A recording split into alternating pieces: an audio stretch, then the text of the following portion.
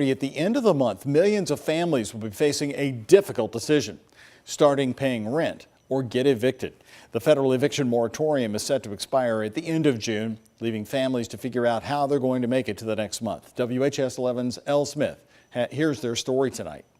Advocates in southern Indiana are frustrated with how the state has handled evictions, and they're calling on them to do more as they prepare for a surge as the federal eviction moratorium ends.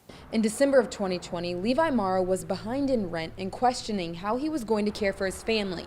But the federal eviction moratorium was in place, and he thought he was safe. It gives me some extra time to get caught up, so I'm very grateful for that. Can't really expect them to hold off for forever, you know. But Morrow never caught up, and he and his family were evicted from their apartment in May.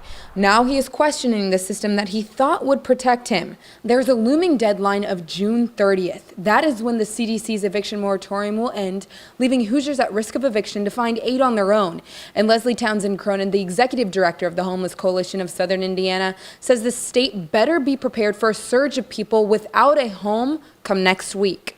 In Harrison County, Clark County, and Floyd County, we've already seen since about the end of March, about 200 people that have already started coming through at risk for eviction. Census data shows that 6 million households are still behind on rent and could face eviction at the end of June. Right now, if you are at risk, there are multiple resources available offering rental assistance in southern Indiana.